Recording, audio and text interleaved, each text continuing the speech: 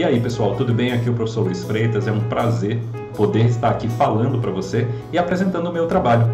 Hoje a gente vai tratar de um assunto muito importante na área de engenharia, das mais diversas engenharias, engenharia elétrica, mecânica, de computação, química, que se trata aí na área de controle. E eu espero que seja de muito proveito para você.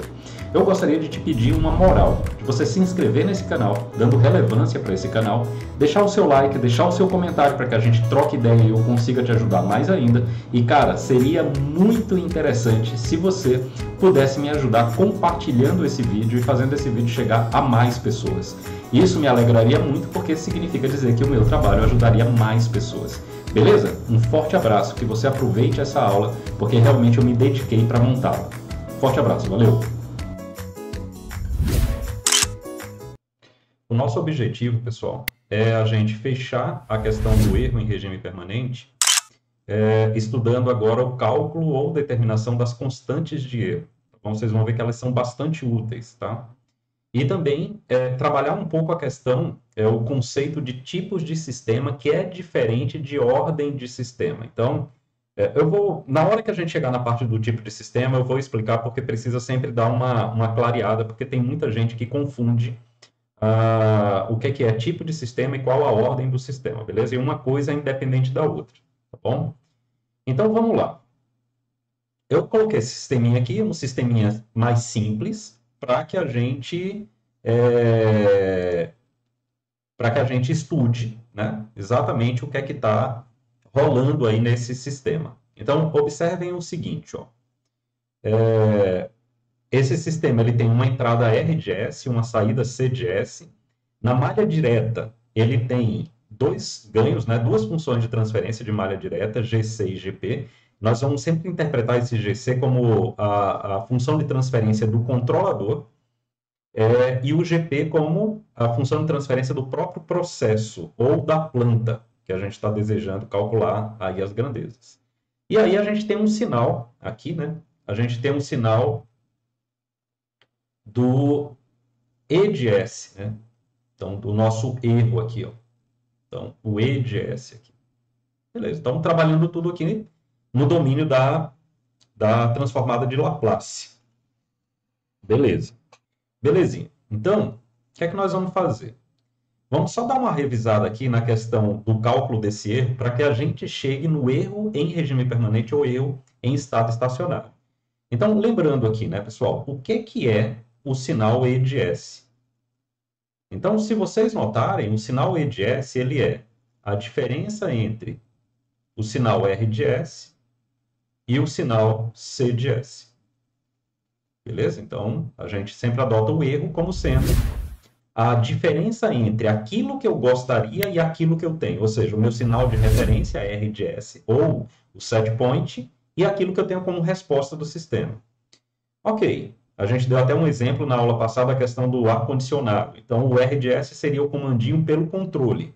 E o C seria um sinal referente à temperatura do ambiente, que eu estou desejando refrigerar, né? Refrigerar. Beleza. Só que se a gente fizer uma lida aqui, né, der uma lida aqui na malha direta, vejam que o sinal C de S,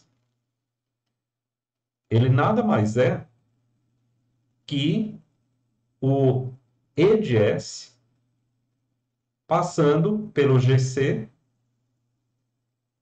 e passando pelo GP. Então, a gente tem isso aqui. E se a gente quiser isolar o E de S, bom, eu vou ter que pegar toda essa parte aqui, né? Toda essa parcela aqui e passar para o outro lado. Então, vai ficar E de S mais E de S, GC de S, GP de S. E isso aqui resulta em R de S. Lembrando que R de S é o nosso sinal de referência. Beleza. Então, ó. Deixa eu tentar pegar isso aqui e afastar um pouquinho mais para cá. Professor, Pois não, pode falar. você me iniciou a gravação da aula. Nossa, foi mesmo. Ainda bem que você... Quem foi que me salvou aí? Foi o Kesley? Isso. Eu tinha mandado no chat, eu achei que você tinha lido. Ah, não li. Sempre que tiver a oportunidade de ler para mim, pessoal, vai me ajudar bastante, tá? Legal, legal. Então eu vou só fazer um en passant aqui do que a gente já fez, né? Só para clarear para o pessoal que chegou um pouquinho depois aí da nossa aula, tá? Então, peraí, só um minutinho.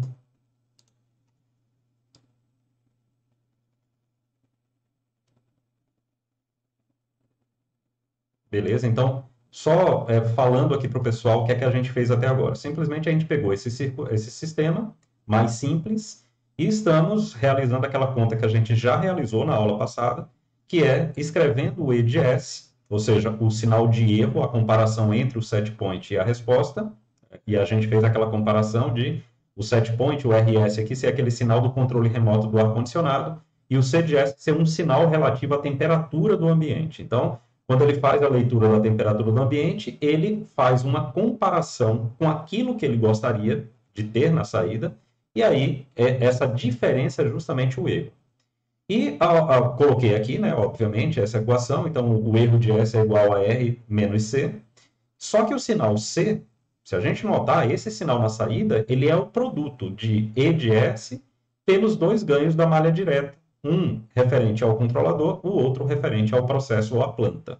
Então, foi isso que a gente falou até agora. Começamos há pouco e o Kesley nos salvou aqui, lembrando de gravar a aula, né? Então, o que é que acontece, pessoal? Se a gente for agora relacionar o E de S com o R de S, a gente vai ter isso aqui, ó. Obviamente, eu vou colocar ali o E de S aqui no primeiro membro, aqui no membro da esquerda, o E de S em evidência. E nós vamos ficar assim, né? 1 mais GC de S vezes GP de S, 1 aqui em cima, e tudo isso vezes R de S. Essa conclusão a gente já tinha chegado na aula passada, que era a questão de termos o erro dependendo do sinal de entrada. Então, para cada tipo de entrada, eu vou ter um erro. Então, isso já é muito importante a gente entender. A outra coisa que a gente tinha comentado é que o erro não depende só da entrada do RDS, ele também depende dos parâmetros que estão no sistema. Lembrando, pessoal, nesse caso nós temos o HDS. Vejam que o HDS aí ele é unitário. E se ele não fosse unitário? O erro de S seria R menos H vezes C. A gente tem que lembrar e tem que lembrar da álgebra de blocos, porque senão a gente vai ficar sempre tendo que voltar à primeira aula para poder construirmos mais conhecimento. Então, lembre, se eu tivesse um bloco aqui, ó, se eu tivesse um bloco aqui, H de S, o sinal que eu tenho aqui nesse ponto é C de S vezes H de S. E aí eu teria o erro como sendo isso. R de S menos C de S, H de S. Então, lembrem disso para não se confundirem, tá bom? O que ia acontecer é que aqui embaixo, ó, eu teria o H de S também.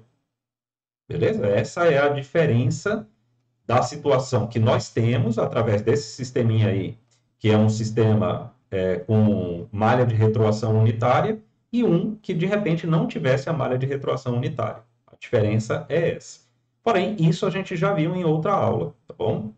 O que eu quero me concentrar é nesse erro que nós estamos colocando aqui. Então, quer dizer que o erro de S, ou seja, o sinal de erro no domínio de Laplace, ele é 1 sobre 1 mais GC, GP, vezes R de S.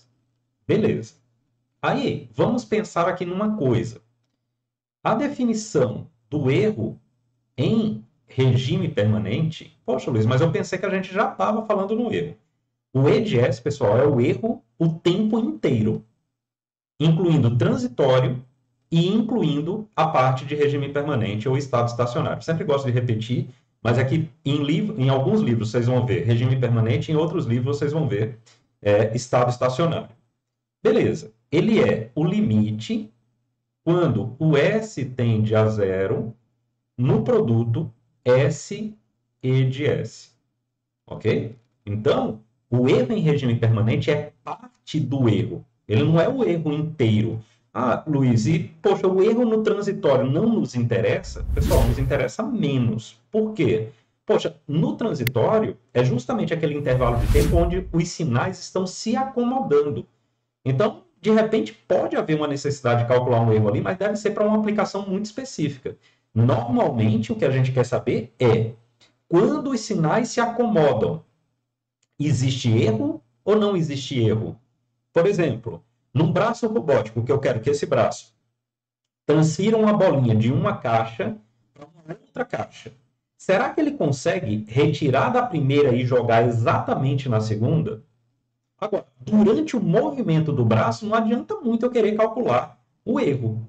É só quando o braço se posicionar e aí liberar a bolinha para a segunda caixa. Aí me interessa se há um erro ou não. Isso, logicamente, eu estou trabalhando aqui com um erro de posição, que é um erro mais simples, tá? Ok. A gente sabendo disso, é muito simples sair da expressão de EDS e ir para a expressão do ESS. Inclusive, aqui ficou péssimo. Deixa eu reescrever aqui. É ESS. Essa sigla vem de estado estacionário na língua inglesa, tá? Beleza. Então, chegamos aqui. Ora, agora o que é que eu vou fazer? Poxa, eu já tenho a expressão de EDS. Então, agora eu vou escrever o ESS utilizando essa expressão do EDS. Beleza, pessoal? Até aqui, se vocês forem reparar, a gente já tinha falado sobre isso. Depois eu mostro essas outras transparências aí, tá, pessoal? A gente já tinha falado sobre isso lá na outra aula, tá? Só que agora a gente vai se aprofundar para chegar no cálculo dessas constantes de erro que eu estou falando, e elas devem nos conduzir a um cálculo mais simples do erro, tá? Então vamos lá. Vamos pegar aqui uma entrada degrau. Então vamos colocar aqui, ó. A gente vai ter uma entrada degrau,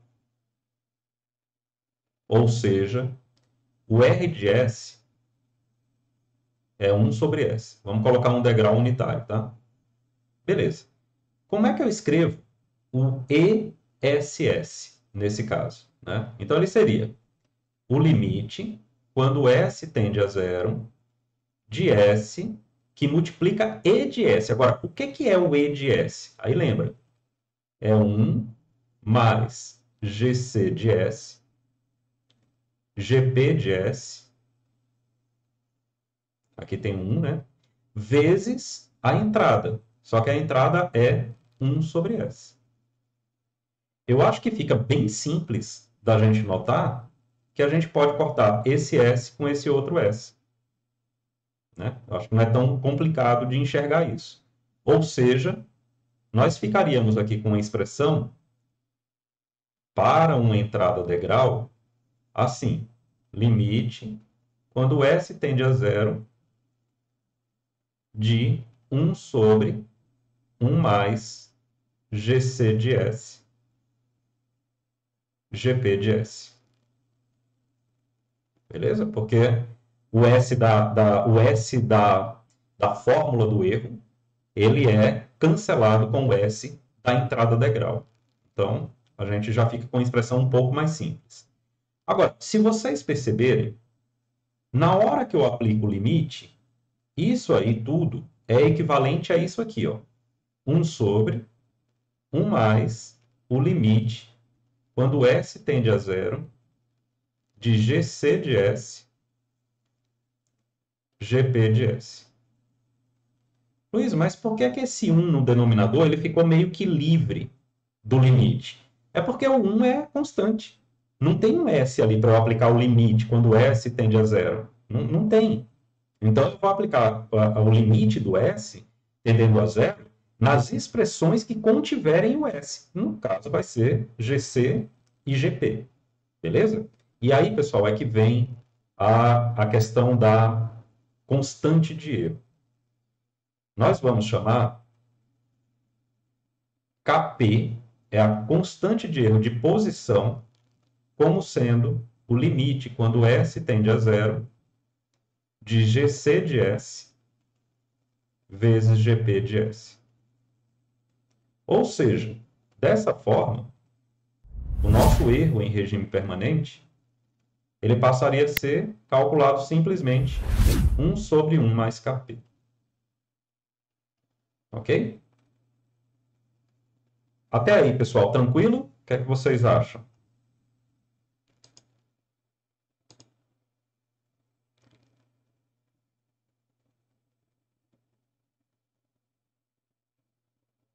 Tranquilo, né? Beleza. Ou seja, vamos fazer uma análise aqui, né? Vamos fazer uma análise. Uma primeira análise. Reparem, quando o Kp, por algum motivo, tender a zero, quando o Kp, por algum motivo, tender a zero, aqui vai ficar zero e eu vou ter o erro igual a 1 sobre 1. É um caso. Isso pode acontecer. Beleza. Quando o Kp tender a infinito, Kp é muito maior do que 1 e 1 sobre Kp tende a zero. Ou seja, se eu tiver um Kp muito alto, esse erro tende a zero. Beleza? Então, se um sistema tiver o Kp muito alto, esse sistema apresenta erro zero de posição. Beleza? Então, por exemplo, o braço robótico realmente está conseguindo despejar a bolinha na posição que eu quero. Então, o que a gente vai fazer aí, a analogia seria com isso. Beleza? Então, esse é considerado o erro de posição. Ok? Ok, só que se a gente for utilizar as outras entradas ditas como entradas padrão, então nós temos mais duas aqui, que é a entrada em rampa e a entrada em parábola, como que a coisa vai se suceder? Então, vamos fazer análise aqui para essas duas entradas utilizando a mesma metodologia que nós estamos utilizando aqui para a entrada degrau. Então, vamos lá.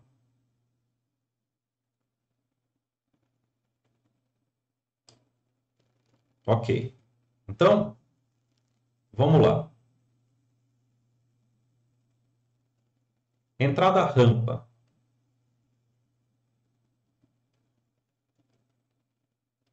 Então, nós vamos considerar aqui o nosso R de S como sendo 1 sobre S ao quadrado. Beleza? Então, o erro, ele vai ficar assim, ó. Limite, quando S tende a zero, de S, aí 1 sobre 1 mais GC de S, GP de S, vezes a entrada, que é 1 sobre S ao quadrado. Bom, nitidamente a gente pode cortar esse S com esse quadrado aqui.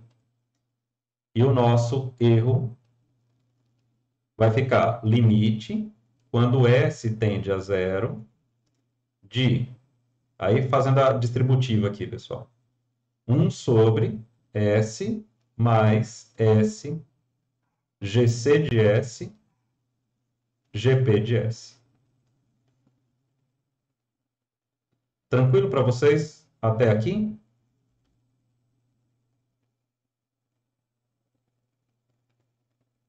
Belezinha? Legal. Tranquilo, né? Quando a gente aplica o limite, observe, se eu aplicar o limite, isso aqui tende a ficar assim, ó. 1 sobre limite, quando S tende a zero, de S, GC de S, GP de S. Ok, pessoal? Ah, mas, Luiz, e aquele S que tinha antes, né? Esse S aqui, ó. Esse S. Ele não está aparecendo mais aqui. É que quando eu aplico o limite com S tendendo a zero, ele fica menor do que a outra parcela. Ele fica insignificante frente à outra parcela. Então, é por isso que ele está sumindo do mapa. Agora, Você também pode pensar o seguinte, poxa, mas se eu tenho limite quando S tende a zero, de S que multiplica alguma coisa, poxa, se esse S tende a zero, então zero vezes qualquer coisa vai dar S. Só que não se. Na minha terra a gente diria assim, pessoal, não se aveste, não se agonie, não se apresse de fazer essa multiplicação já tendo aplicado o limite. Não. Por quê? Porque na maioria das vezes esse S ele vai se combinar com S's que estão aqui, que estarão, né, com os S's que estarão nas duas funções de transferência, tanto do controlador quanto da planta ou do processo. Ou seja, primeiro execute a operação da multiplicação, depois aplique o limite, certo? Essa é a regra de limite, eu acho que é conhecida de todos vocês, tá? E aqui chega ao ponto da gente definir a segunda constante de erro, que é a constante de erro de velocidade, que é justamente esse limite. Limite, quando S tende a zero, de S que multiplica GC de S, GP de S. Ou seja, o que aponta para a gente, então, que uma forma simplificada de escrever o erro em regime estacionário é 1 sobre kV. Então, diferente daquilo que acontecia lá no KP, olha só, no KP, no caso do cálculo do erro em regime permanente, usando o KP, ou seja, calculando o erro para uma entrada degrau, eu tenho 1 sobre 1 mais KP. Aqui, no caso do erro para uma entrada rampa, eu tenho 1 sobre kV.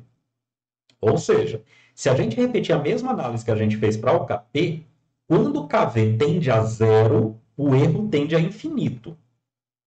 Lá no caso, quando o KP tendia a zero, o erro tendia a 1 unidade. Beleza? Aqui tende a infinito. E quando o kV tende a infinito, o erro tende a zero. Então, da mesma forma que acontecia com o KP, né? Quando o KP tendia a infinito, o erro tendia a zero.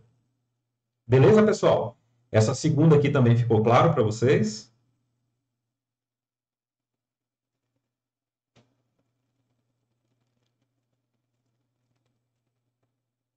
Sim. Joia?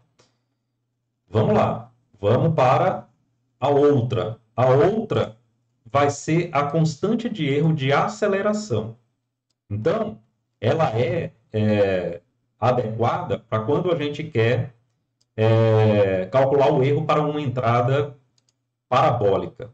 Tá? Então, vamos lá. Então, agora eu vou ter aqui uma parábola.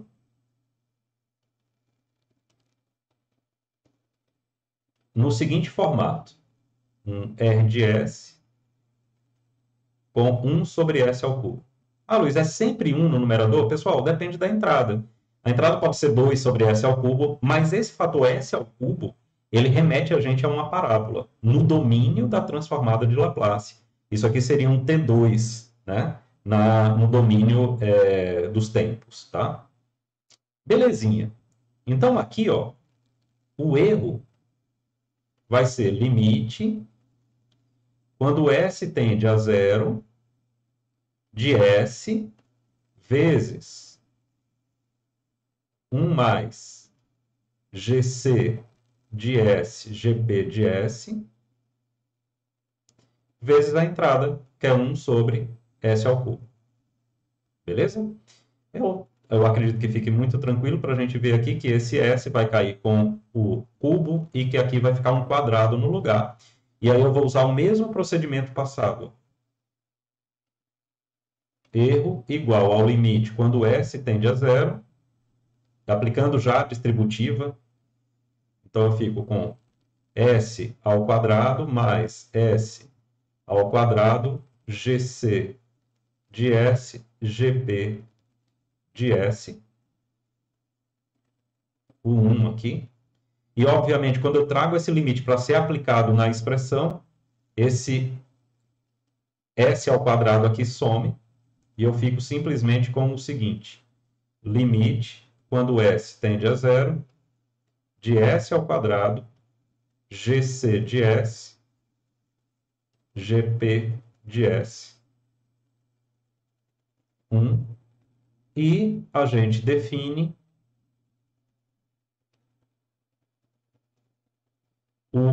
a constante de aceleração como sendo justamente esse limite do denominador. Limite quando S tende a zero, de S ao quadrado, GC de S, GP de S. Tá? O que simplifica a escrita aqui do erro como sendo 1 sobre KA. E a análise desse resultado, dessa expressão, é idêntica à análise da entrada em rampa. Então, quer dizer, quando a constante de erro de aceleração tende a zero, o erro tende a infinito. E quando ela tende a infinito, ou seja, quando a constante KA tende a infinito, o erro tende a zero. Eu só quero colocar uma coisa aqui, pessoal, que pela minha experiência, é um dos fatores que causa muita confusão, as pessoas confundirem esses 3 Ks como sendo K presente, né? Como sendo algum K presente no sistema. Por exemplo, o ganho de um controlador proporcional. Aquele K que fica... Deixa eu voltar aqui, né? Para ficar claro o que eu estou falando, né? Então, ó, por exemplo,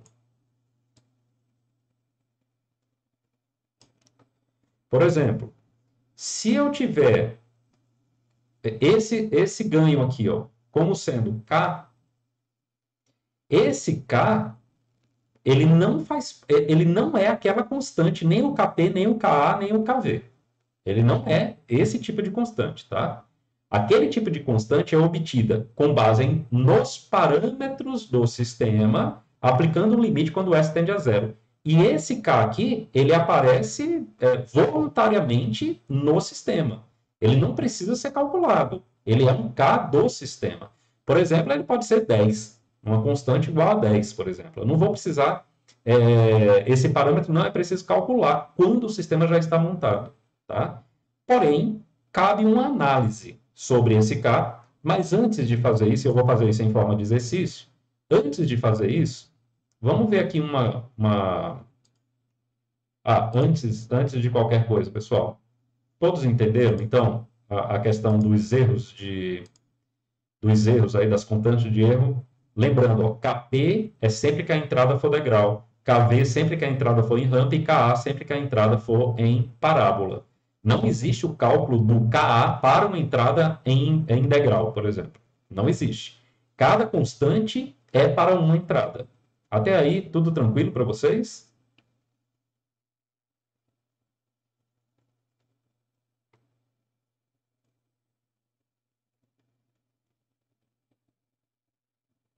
Belezinha? Qualquer coisa aí vocês me peçam um help aí, tá? E aí, eu queria colocar essas duas figurinhas para vocês, porque elas são muito importantes e elas dão, assim, um poder de interpretar tudo isso que a gente está falando como uma sopa de letrinhas. Tá, beleza, mas no final, o que que é esse negócio? Então, pessoal, essas 3 curvas aqui, ó, eu tenho um... Aqui ele vai falar sobre tipos de sistema, mas não é isso que eu quero que vocês se liguem agora. Eu quero que vocês se liguem nas curvas em si, tá? Então, esqueça esse negócio de sistema tipo 0, 1 e 2, porque eu ainda não falei sobre isso. Mas vejam aqui, ó. Se eu tenho uma entrada em rampa e o meu sistema responde dessa forma, ó, aqui é a parte transitória, mas não me interessa a parte transitória. Eu quero a entrada, ou melhor, desculpa, a saída em regime permanente. Então, a tendência do sinal de saída é fazer isso aqui, ó. Vocês concordam comigo que com o passar do tempo, esse erro aqui está ficando cada vez maior? Ou seja, quando o tempo tende a infinito, esse erro aqui deve tender a infinito. Ou seja, quando o tempo é muito grande, o erro tende a ser cada vez maior. Porém, quando a gente vai e remete isso aqui para o domínio da transformada de Laplace, o que tende a infinito no domínio dos tempos tende a zero no domínio de Laplace. Lembrem disso, ok? Ou seja, o tempo no infinito, o S está indo para zero. E a gente está notando que para o tempo em infinito, o erro aqui está ficando cada vez maior. Beleza. Agora vamos dizer que o nosso sistema responda de uma outra forma. Ou seja, tem um outro tipo. Veja, eu tenho o transitório aqui no início, e depois a tendência dessa curva é ser dessa forma aqui, ó. que é que está acontecendo aqui? Se vocês notarem, a curva de saída e a curva de entrada são paralelas. Ou seja, quando o tempo passa e tende a infinito, esse erro tende a um número constante. Ele tende a uma constante, ou seja, uma quantidade finita, diferente do que estava acontecendo aqui na primeira curva, que essa quantidade aqui, ou seja, esse erro, tenderia a ser um número muito grande. E, por último, esse tipo aqui, né, que ele chama tipo 2. Olha o transitório e olha o que é que acontece quando o tempo tende a um valor grande. A entrada e a saída coincidem, ou seja, erro zero. Então, aquilo que eu falei está relacionado exatamente com essas três figuras, de fazer o KP, o KV e o KA tender a zero ou tender a infinito. O que é que vai acontecer? O erro pode ser finito, o erro pode ser infinito, o erro pode ser zero, e por aí vai. Tá bom? Pessoal, sobre essas três curvas aqui, tranquilo? Conseguiram acompanhar o meu raciocínio?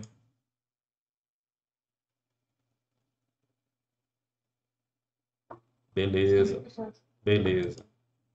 Agora, vamos para essa outra transparência aqui.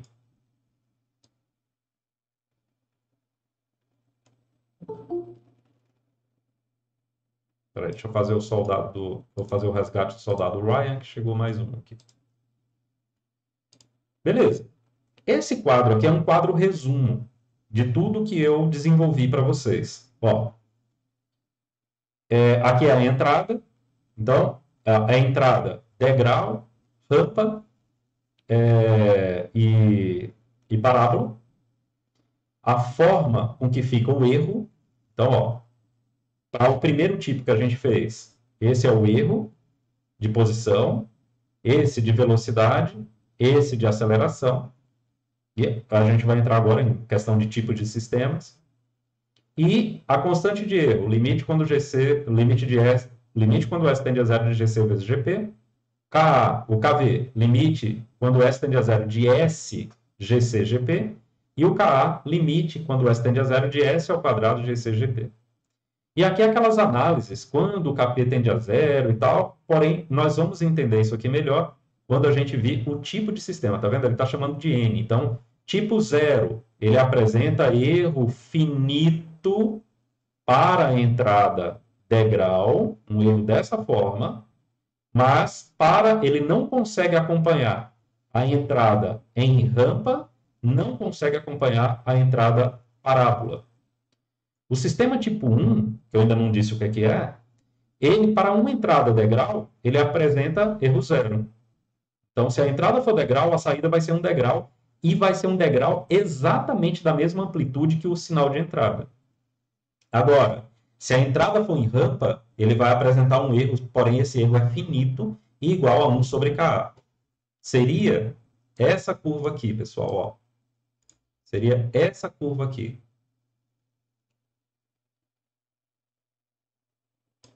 Essa curva aqui, ó. Beleza? Seria essa curva, ó. Sistema tipo 1. O erro para uma entrada em rampa é um erro finito. Tá vendo? Um erro finito. Então, é exatamente essa figura. A gente não tem figura para os outros tipos aqui, tá? Para as outras situações que eu estou mostrando. Beleza. Só que, se a entrada for parabólica, esse sistema tipo 1 não consegue acompanhar essa entrada parabólica. Ele vai apresentar erro infinito quando o tempo tender a infinito. Agora, um sistema tipo 2 acompanha perfeitamente uma entrada degrau, acompanha perfeitamente uma entrada em rampa, porém, acompanha com erro finito a entrada parabólica. Então, é isso. Ok? É isso aqui. Só que para clarear isso aqui, vamos partir para um exercício, que aí eu acho que com o exercício a gente vai clarear, inclusive, a questão de conseguir entender o que é esse negócio de tipo de sistema. E aí eu já faço para vocês já coloco a diferença entre o tipo do sistema e a ordem do sistema.